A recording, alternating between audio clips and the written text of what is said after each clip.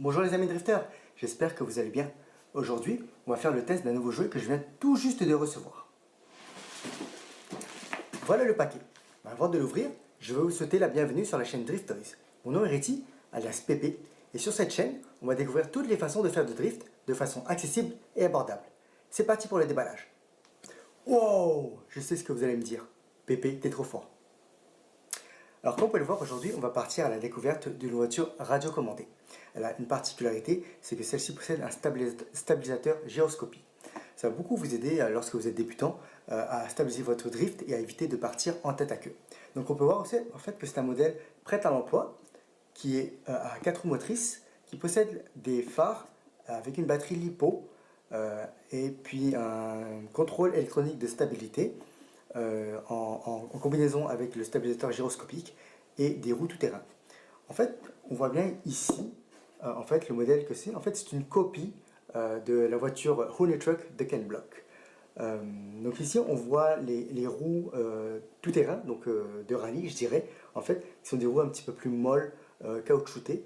Et vous avez un deuxième set de roues qui est des roues en plastique qui permet de faire du drift.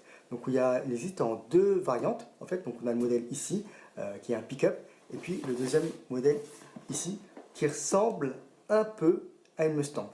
Moi, personnellement, je préfère ce modèle qui est beaucoup plus joli, à mon avis, et qui, en plus, par rapport à l'autre modèle, qui a un phare en arrière, alors que l'autre modèle n'en a pas. Donc voilà pourquoi je suis parti avec celui-ci. Donc maintenant, on va aller ouvrir la boîte. Encore de la magie, je sais. Voilà, donc le déballage, tout ce que vous avez dans la boîte. Donc on va commencer par les accessoires, donc ils sont ici. Donc moi ce que j'aime bien, c'est que le fabricant fournit beaucoup d'accessoires.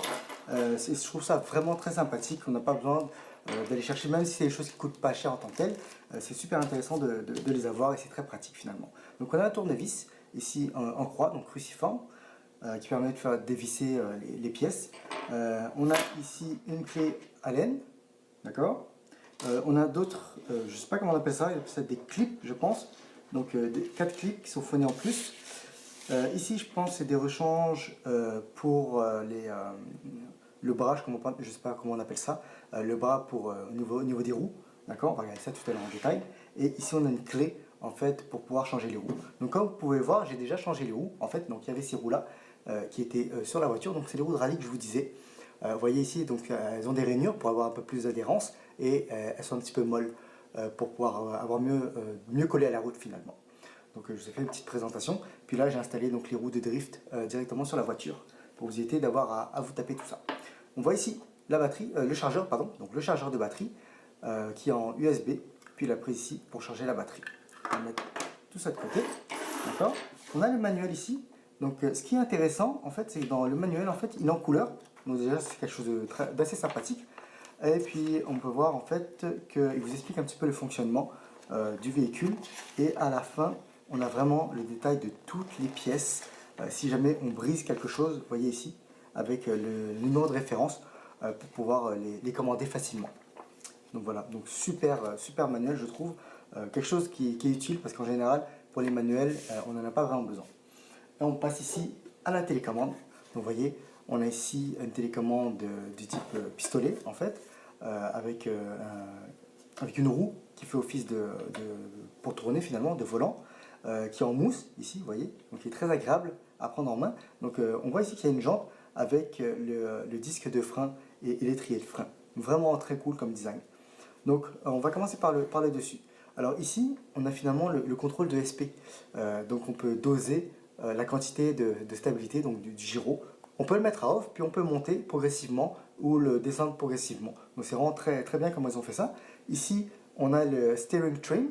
Donc si jamais la voiture, quand vous allez tout droit, elle tourne un petit peu à gauche ou à droite, on peut ajuster ça avec ça. Ici, c'est la direction, c'est-à-dire le steering direction. C'est-à-dire, si vous voulez, si vous le mettez tout sur la gauche comme ça veut dire que si vous tournez au maximum, elle va tourner un tout petit peu. Alors que si vous mettez tout au bout, au maximum, quand vous tournez beaucoup, elle va énormément tourner. Ça va permettre de gérer finalement le dosage en fait, de la direction. Ici, on a throttle reverse, c'est-à-dire que si on veut inverser la marche avant et la marche arrière, c'est-à-dire que pour la marche avant, on appuie ici, comme ça, et la marche arrière, on pousse. Alors si on enclenche ça, finalement ça va être pour reculer et ça pour avancer. Ici c'est la même chose, c'est le steering reverse. Donc normalement ici c'est pour tourner vers la droite et ici vers la gauche. Puis si on enclenche, évidemment ça va être inversé. Moi, pour apprendre à utiliser ce genre de manette, ce que j'ai fait c'est que je la mets comme ça en face de moi. Et puis je sais que si je tourne à gauche, ça va à gauche. Si je tourne à droite, ça va à droite. Donc pour vous, si on tourne à gauche, ça va à gauche. Si on va à droite, ça tourne à droite. Donc c'est comme ça que j'ai commencé à apprendre. Puis après, au fur et à mesure, on va tout droit comme ça pour que ce soit une position plus confortable et naturelle. Donc comme je vous disais, c'est aussi avec 4 piles AA que j'ai ici, que je vais m'empresser de mettre pour être prêt à démarrer quand on va aller tester la bête. Et voilà. Et ici, donc on a en on, vous voyez, et en off. D'accord. Donc voilà, la lumière ici, ça c'est la batterie, l'indicateur de batterie du transmetteur, donc de la manette. Et ici, la connexion avec la voiture commandée. Puis ici, finalement, on a 3 niveaux, d'accord. Donc le premier niveau, en fait, c'est pour gérer la puissance du moteur. Finalement, donc on est à 50% de puissance. Le deuxième cran, c'est pour 75% de la puissance. Et le troisième cran, 100% de puissance au niveau du moteur. Ici, on a un bouton. En fait, finalement, c'est pour changer la couleur des phares. Donc l'allumer, l'éteindre et changer les couleurs. Et puis je vais vous montrer ça dans un instant lorsqu'on va allumer tout ça. Donc je vais éteindre ça. On va mettre ça de côté. Et on va passer à la voiture à proprement parler. Donc là voilà. On va enlever les roues de rallye. Donc ici, ça c'est l'arrière. Puis ça c'est l'extérieur. Donc voilà, on voit ici les roues. Donc moi je trouve qu'elles sont beaucoup plus belles. Ça fait beaucoup plus sport je trouve. Donc on a des jantes à 5 branches ici. Et ce qui est vraiment sympa, c'est que même si ce modèle-là n'a pas vraiment coûté très cher, je trouve pour ce que c'est, on voit ici qu'ils ont mis à l'intérieur, comme un peu sur la télécommande, le disque de frein avec l'étrier de frein. Donc pour ceux qui aiment la customisation, la personnalisation, on peut peindre si vous voulez, et pour donner un petit peu plus d'allure à sa voiture. Donc je trouve ça vraiment un petit détail supplémentaire qui est vraiment appréciable. Donc voilà la voiture, je trouve ça vraiment très sympa. Donc on peut voir ici, vous voyez, le phare en arrière, qui sur l'autre variante n'y est pas. Donc là, de l'autre côté, et on voit ici l'avant. Donc je vais enlever ça, des clips pour vous montrer finalement le châssis, à quoi ça ressemble à l'intérieur, puis vous montrer la batterie. Hop, voilà. Ah oui, faire attention quand on enlève, vu qu'on a les phares qui sont accrochés pour pas déchirer finalement le câble.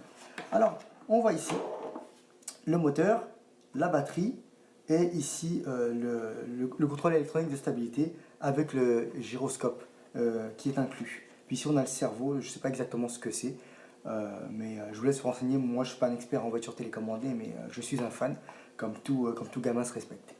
Alors, pour la batterie, on a un 7.4 volts à 1200 mAh. Donc ici, ça c'est pour la brancher, ce qu'on va faire tout de suite, à la voiture. Voilà, et ici c'est pour la brancher directement sur la batterie quand on le charge. Donc on peut enlever le clip ici pour pouvoir retirer ce bras, pour pouvoir retirer la batterie de la voiture et le charger. Ici, alors, ça va être un petit peu... on voit ici l'antenne qui est juste là, d'accord.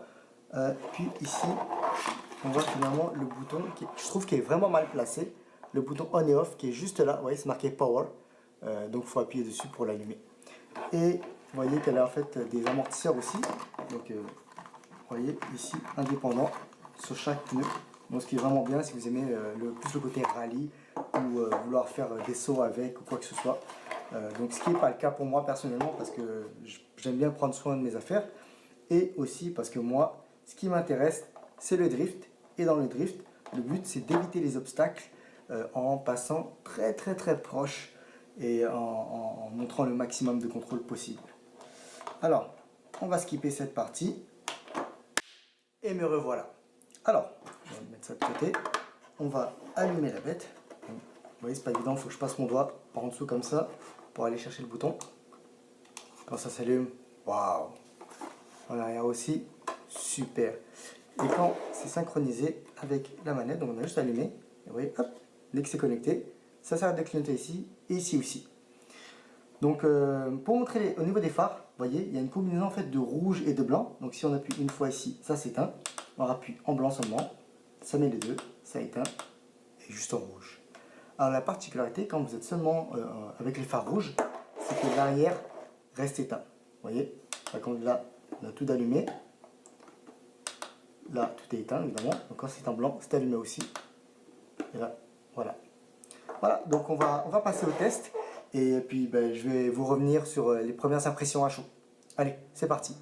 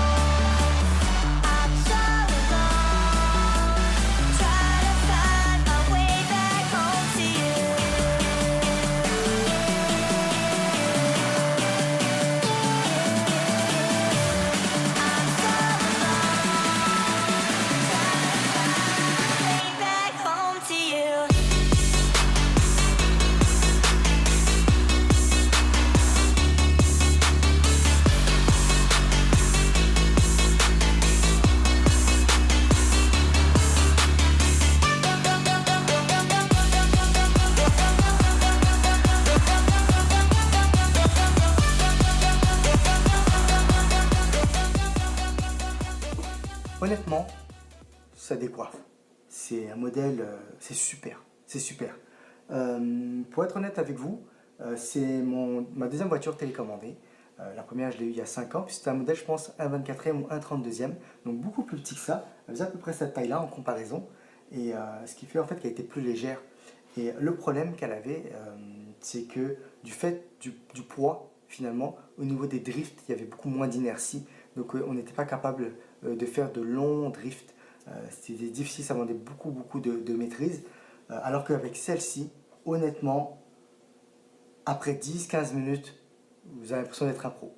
C'est fou là, c'est fou. Puis le fait qu'il y ait une fonction, un stabilisateur gyroscopique additionnel, ça fait que finalement vous avez moins tendance à faire des têtes à queue et puis vous avez plus l'impression de maîtriser quoi finalement.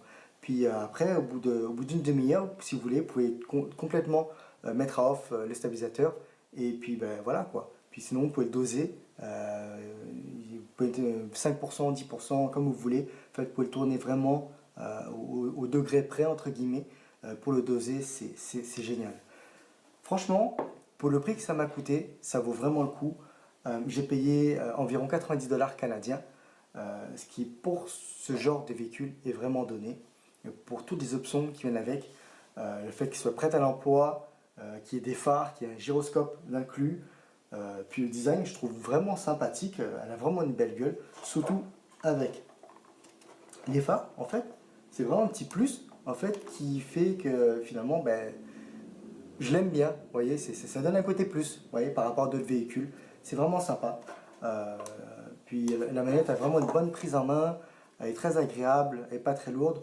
C'est sûr qu'au niveau des matériaux, c'est du plastique assez cheap, mais bon, on va faire attention. Ici, on peut passer une lanière si on veut pour la mettre autour du cou pour éviter de l'échapper. Puis cette antenne, style requin comme dans les BMW, je trouve ça vraiment sympa.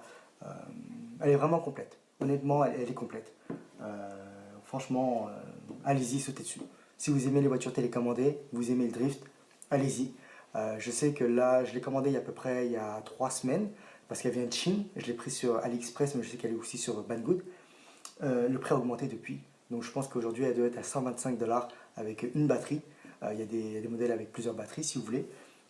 Mais tellement elle fait fureur, les prix augmentent là. Donc ils se font plaisir, donc allez-y.